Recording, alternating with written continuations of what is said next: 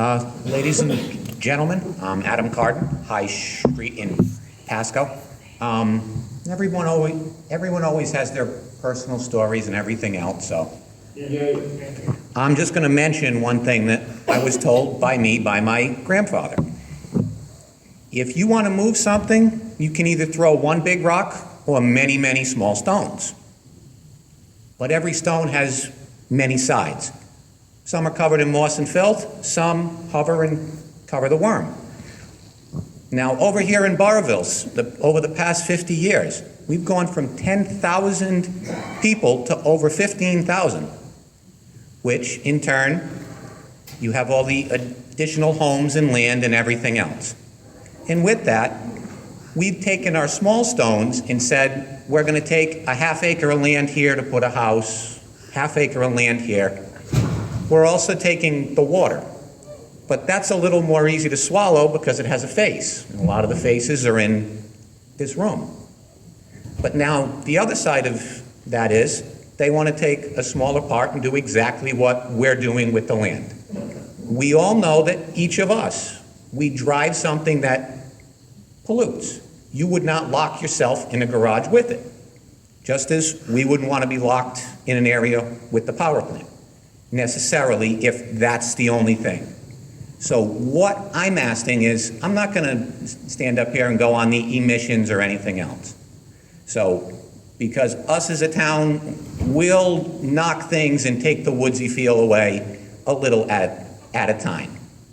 It'll just take us longer to achieve what you guys are doing. Now, we're also part of the town that always looks and says, we want to be rural, we want this and all that. But then recently, we tried to ban campfires, something that's been around for quite a long time. Brought the town out for that. So there are always many sides to everything. What I want to know is, based on the infrastructure side, because I live on Route 100. Knowing that, I bought a house that not only had a name to the street, but it also had a route number. So I understand that, hey, route number means traffic. They don't just assign those to dead-end streets. So for everybody up and down in town, it's kind of something you know is going to happen. What gets me is, in this town, when you build something, it comes and goes. Traffic comes and goes. We're putting a 33-acre, 91-unit affordable housing setup. That's using water, that's using everything else. It's taking away from what we want to preserve, but nobody put their foot down to the extent that this is. We allowed that to happen. But I mean, what is the difference if you take water out of the ground for a person or water out of the ground for something else? Or knock a piece of land down for a house or something else? What I want to know is, if you're going to come and tear up a state road to put a high-pressure sewer line, why can't we put in a sewer line for the residents? Because we all know at quite a few people that have them, the only way they get fixed is if they fail or they see bubbles from their laundry detergent. Same thing with everybody's well. We know that we haven't used this well in Pasco for quite a while. We know the aquifer is not a pool that you drain out and it comes and goes. It's full of rocks. It's like every potholed road around here. But just like the people at the airport have to do when they expand, will you say, since anyone who put a new well in, since that one is closed down, that if it happens to run dry from the added draw here, will you come and re-drill it and make it deeper? Will you protect what they have and allow them to still continue their existence? When we're a very rural town, we don't have hydrants everywhere. We pull out of ponds, puddles, pools, everything else to maintain our fire safety. You guys are going to be moving a lot of water.